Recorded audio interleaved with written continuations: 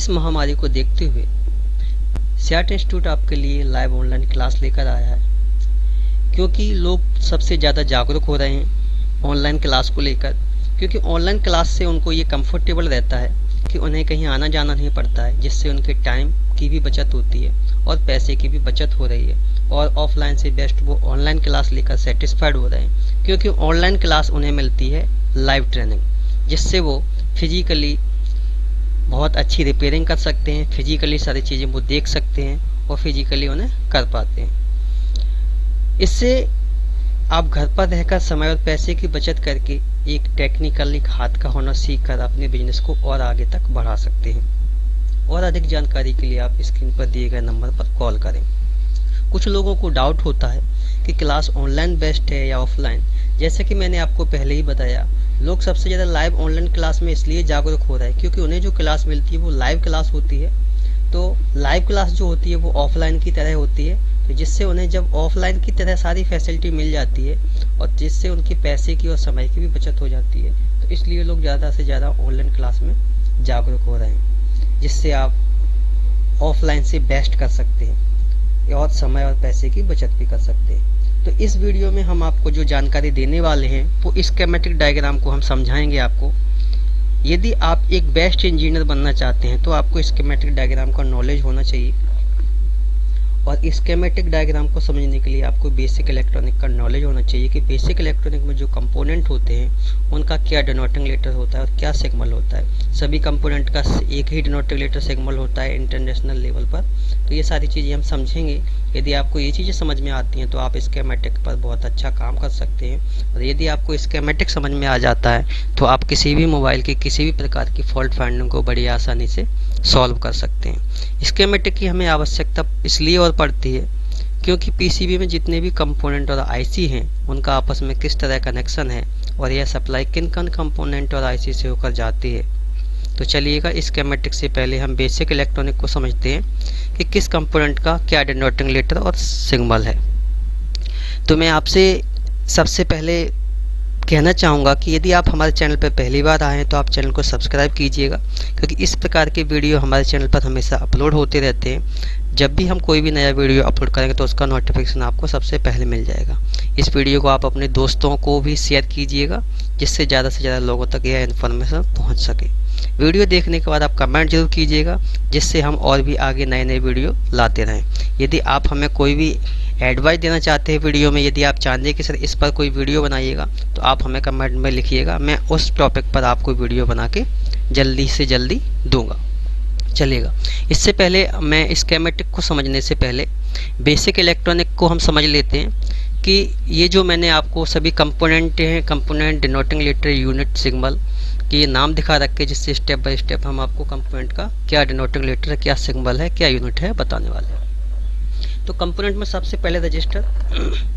Basic electronic में सबसे ज़्यादा यूज होने वाला एक कंपोनेंट है जिसे हम बोलते हैं रजिस्टर। रजिस्टर का काम होता है ट्रैक में, सर्किट में रजिस्टेंस पैदा करना।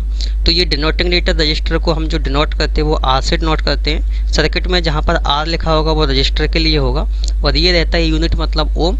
रजिस्टर को ये मापने की इकाई रहती है ओम पर। और ये रजिस्टर का सिग्नल होता है, एक ये सिग्नल होता है, एक ये सिग्नल होता है। इसी प्रकार से कैपेसिटर आ जाता है आपका, डिनोटिंग लेटर आ जाता है आपका, यूनिट आ जाता है आपका, सिग्नल आ जाता है। डायोड का इसी प्रकार से डिनोटिंग लेटर, यूनिट, सिग्नल। ये सिग्नल आप देख पा रहे हैं, एनोड प्लस, कैथोड माइनस। जो आपका डायोड होता है वो one way flow of electrons का काम करता है, मतलब जो सप्लाई जाती है वो प्लस से माइनस की तरफ जाती है और रिवर्स में नहीं आती है। तो ये डायोड का वर्क होता है। एक ट्रांसफार्मर है जिसको टी और टी एफ से हम डिनोट करते हैं। यूनिट इसका हेनरी होता है। इस प्रकार से इसका सिग्नल होता है। ट्रांसफार्मर में भी दो प्रकार के ट्रांसफार्मर आते हैं आपके, एक स्टेप अप होता है, एक स्टेप डाउन होता है, लेकिन मोबाइल में अभी इनका यूज नहीं होता है। ट्रांजिस्टर, ये ट्रांजिस्टर है, इसका ये डिनोटिंग लेटर होता है VQT, अल्फा न्यूमेरिक, और ये सिग्नल है इसका। ट्रांजिस्टर में भी दो टाइप के ट्रांजिस्टर होते हैं, NPN और PNP। इसके बाद आपका आ जाता है मॉसफेट। मॉसफेट को हम डिनोट करते हैं Q से, यूनिट इसका होता है अल्फा न्यूमेरिक। और मॉसफेट में भी दो प्रकार के आते हैं मॉसफेट आपके, P चैनल और N चैनल। इसमें एक गेट होता है, एक ड्रेन होता है, एक सोर्स होता है। एक स्विचिंग का काम करता है। बस ट्रांजिस्टर और मॉसफेट में डिफरेंट ये इतना होता है कि ये ट्रांजिस्टर कम करंट पर काम करता है और मॉसफेट आपका ज़्यादा करंट पे काम करता है। तो ये था आपके बेसिक इलेक्ट्रॉनिक के डिनोटिंग लेटर और सिग्नल। तो आपको ये याद रखना ज़रूरी है किसका क्या डिनोटिंग लेटर क्या सिग्नल है, तभी आप सर्किट पे काम कर सकते हो। अब हम आ जाते हैं सर्किट पर। जैसे कि ये मैंने सर्किट खोला हुआ है, तो इसमें सर्किट से पहले हम आपको कुछ पीसीबी के लेआउट देख लेते हैं स्टार्टिंग से। ये देख पा रहे हैं हम यहाँ पे पीसीबी का ये टॉप साइड है, कंपोनेंट लेआउट है। यहाँ पे आपको बोर्ड देख पा रहे हैं, ये बोर्ड जो है J2 का है और इस पे आप देख पा रहे हैं बहुत सारी आईसी और कनेक्टर लगे हुए हैं। आप ये कनेक्टर देख पा रहे हो, ये आपका वॉल्यूम का है, वॉल्यूम अप की लिखा हुआ है और इसको जो कोड दिया गया है वो दिया गया है TAC 5001, ऐसे TAC 5002 वॉल्यूम डाउन को दिया गया है। और ये RF स्विच दे रखा है U2005 और आप देख पा रहे हैं ये सभी आईसी को कोड दे रखा है। जरा आप देख पा रहे हैं TAC 5000, ये पावर की का दे रखा है। इस प्रकार से सभी कनेक्टर का ये आप देखो कनेक्टर देख पा रहे हैं, ये बैटरी कनेक्टर है, इसका कोड दे रखा है BTC 4000, battery contact battery connector है ये। इसी प्रकार से सभी पार्ट का कोड दे रखा है। इसी कोड के माध्यम से हम बिगनिंग से लेकर लास्ट तक पूरा ट्रैक चेक कर सकते हैं। चलिएगा ट्रैक चेक यहाँ से हम समझते हैं। सबसे पहले हम पावर की का ट्रैक देखते हैं, आपको समझ में आ जाएगा बिल्कुल। स्कीमेटिक डायग्राम बड़ा इजी है लेकिन आपको स्टेप बाय स्टेप समझने की ज़रूरत है। जब आपको स्टेप बाय स्टेप आप समझ लेते तो आप बड़ी आसानी से स्कीमेटिक डायग्राम पर काम कर सकते हो। तो देखिएगा ये है TAC 5000 पावर की। जैसे कि जब हमारा सेट ऑन नहीं होता है तो हम स्टेप बाय स्टेप किस प्रकार से चेक करें। जब हमारा सेट ऑन नहीं होता है तो नंबर 1 हम जो चेक करते हैं वो बैटरी चेक करते हैं कि प्रॉपर हमारे मोबाइल की बैटरी चार्ज है या नहीं। यदि हमारे मोबाइल की प्रॉपर बैटरी चार्ज होती है तो फिर हम यहाँ पे चेक करते हैं बैटरी कनेक्टर कि बैटरी कनेक्टर पर क्या कंडीशन आ रही है, ओके कंडीशन है या फिर ये बैड कंडीशन है, मतलब फॉल्ट कंडीशन में। यदि ये भी ओके कंडीशन में है तो फिर नंबर 3 में हम कहाँ पे पहुँचते हैं, ऑन ऑफ स्विच पर। ऑन ऑफ स्विच को चेक करते हैं। ऑन ऑफ स्विच को यदि चेक करने पर हमें पता चलता है कि ऑन ऑफ स्विच हमारे मोबाइल का सही है। ऑन ऑफ स्विच हम कैसे चेक करेंगे, मोबाइल को ऑन ऑफ करने के लिए 2 सप्लाई की जरूरत होती है, एक प्लस की और एक माइनस की। जब भी हम ऑन ऑफ स्विच को प्रेस करते हैं, यहाँ से जब बटन दबाते हैं तो इसके प्लस और माइनस आपस में शॉर्ट हो जाते हैं और आपस में जब ये शॉर्ट हो जाते हैं तो इस शॉर्ट होने से पावर आईसी के पास में एक नेगेटिव सिग्नल पहुंचता है, जैसे हम बोलते हैं कोल्ड नेगेटिव सिग्नल, जिससे पावर आईसी को एक कमांड मिलती है कि हमें बोला जा रहा है ऑन होने के लिए, जिससे पावर आईसी के रेगुलेटर ऑन हो जाते हैं और वो आगे की आईसीओ को सप्लाई देता है। और सीपीयू को जैसी सप्लाई मिलती है तो सीपीयू अपनी प्रोसेसिंग चालू करके सारे हार्डवेयर को चेक करता है और आपका सेट कुछ टाइम में ऑन हो जाता है। तो ऑन ऑफ को चेक करने के लिए हमें मल्टीमीटर को बजर रेंज पे सेट करना है और मल्टीमीटर की प्लस माइनस की पिन को, दोनों पिनों को इस ऑन ऑफ स्विच के प्लस माइनस पे रखना है। और प्लस माइनस पे रख के जैसे ही हम ऑन ऑफ बटन को प्रेस करते हैं तो हमारा मल्टीमीटर बीप साउंड देगा। जैसे ही बीप साउंड देता है जिससे हमें पता चल जाएगा कि हमारे मोबाइल का ये ऑन ऑफ स्विच जो है वो ओके है। यदि ये ऑन ऑफ स्विच ओके है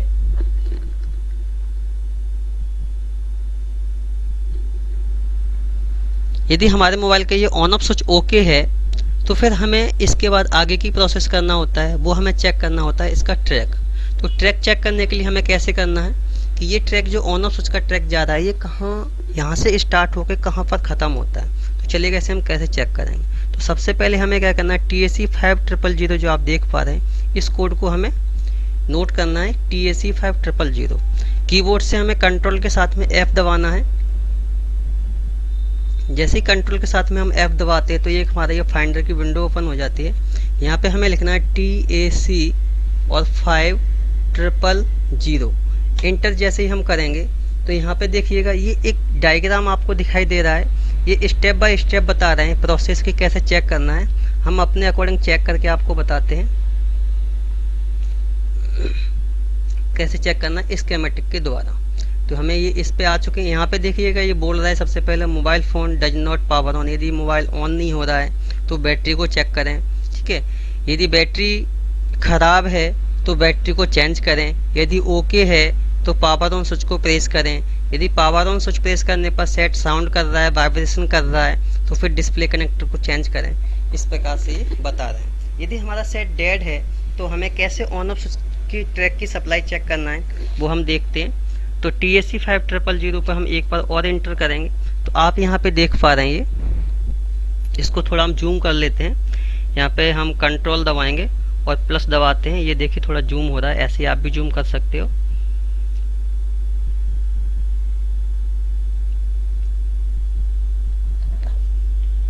और ये आप देख पा रहे हैं TSC 5000, ये आपका पावर की का कनेक्टर है TSC 5000 के नाम से। अब हमें स्टेप बाय स्टेप कैसे चेक करना है। अब आप इधर से ये सप्लाई देख पा रहे हैं, इसमें एक ये सप्लाई है और एक ये सप्लाई है। एक सप्लाई V पावर से आ रही है और एक सप्लाई फोन ऑन से आ रही है। मतलब ये जो फोन ऑन की सप्लाई है ये IC से आ रही है और ये IC के किस बॉल से कहाँ से इनपुट हो रही है वो हम स्टेप बाय स्टेप चेक करते हैं कहाँ तक जा रही है। सबसे पहले हम चेक कर लेते हैं ये जो पिन नंबर 1 से जो सप्लाई जा रही है, इधर की सप्लाई, ये जो हमारी जा रही है, यहाँ पर लिखा हुआ है, आप देख सकते हैं ये जेनर डायोड लगा हुआ है और जेनर डायोड का ये कोड लिखा हुआ है। इसको थोड़ा हम और जूम कर लेते हैं ताकि आपको और क्लियर दिखाई पड़े। ZD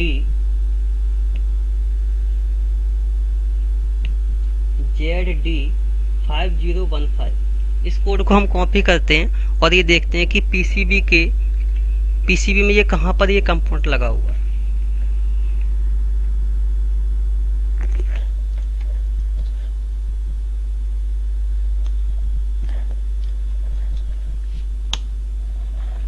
देखिएगा ZD 5010, ये पीसीबी का आप देख पा रहे हैं कौन सा लेआउट है। ये आप देखो लिखा हुआ है बटन। अब ये बटन साइड में ये डायोड कहाँ पे लग रहा है हमें ये देखना है।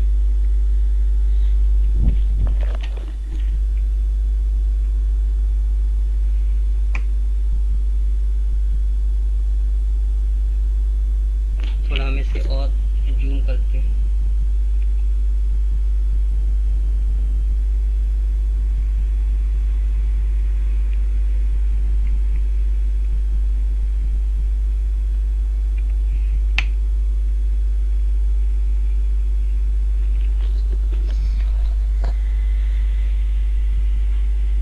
ये देखिए यहाँ पर लग रहा है ZD 5015, ये है।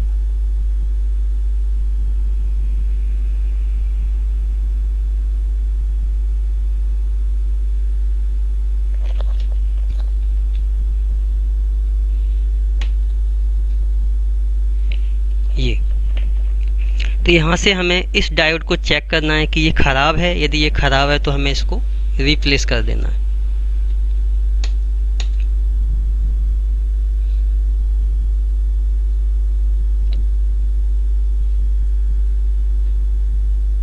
अब हम वहीं पर पहुंचते हैं जहाँ पर हम थे।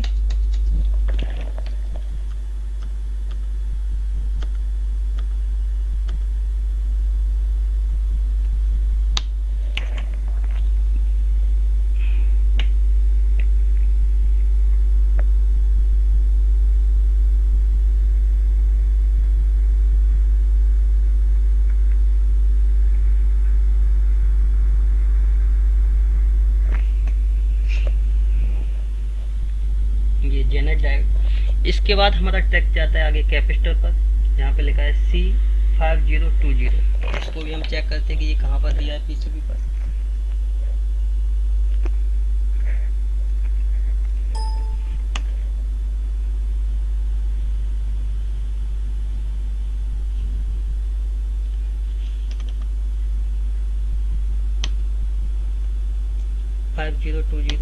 एंटर किया मैंने, यहाँ पर हम आ चुके हैं। अब इसको थोड़ा हम जूम आउट कर लेते हैं और देखते हैं कि ये जो कैपेसिटर है कहाँ पर आ रहा है।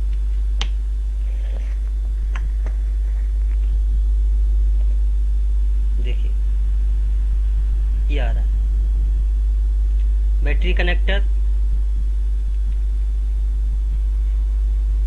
में आप ऊपर की तरफ जाओगे जहाँ पे U6028 IC लग रही है, उसी के ऊपर आपके 2 कैपेसिटर लग रहे हैं और ये कैपेसिटर आपका आ रहा है, ये देखिएगा हाईलाइट हो रहा है ये। और ये जो PCB का है देख पा रहे हैं आप,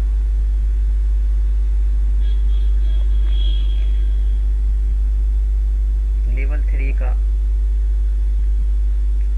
टॉप साइड है, टॉप साइड है ये। और मैं आपको ये बैटरी कनेक्टर है, ये टॉप साइड का बैटरी कनेक्टर, और ये कैपेसिटर जहाँ पे दिखा रहा है वो यहाँ पे दिखा रहा है। तो हम देखते हैं टॉप साइड के इस पे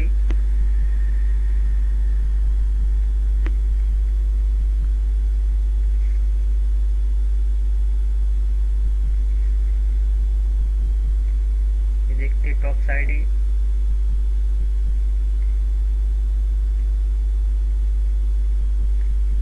ये टॉप साइड है देखिएगा।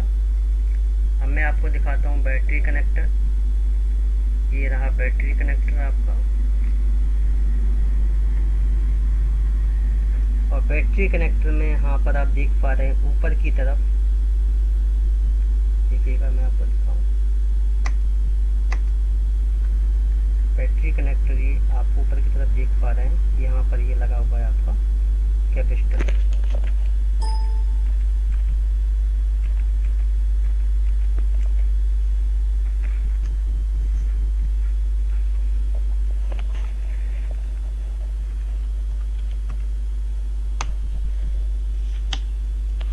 यहाँ पर तो PCB का जो टॉप साइड हम देख रहे थे, इसे हम देखते हैं।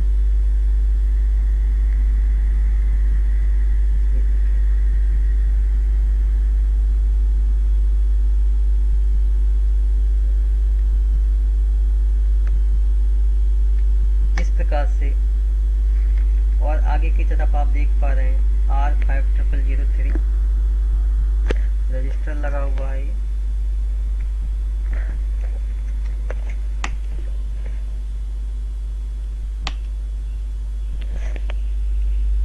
और आप देखिएगा एक कैपेसिटर है, इसी के ऊपर आपका ये रजिस्टर लग रहा है।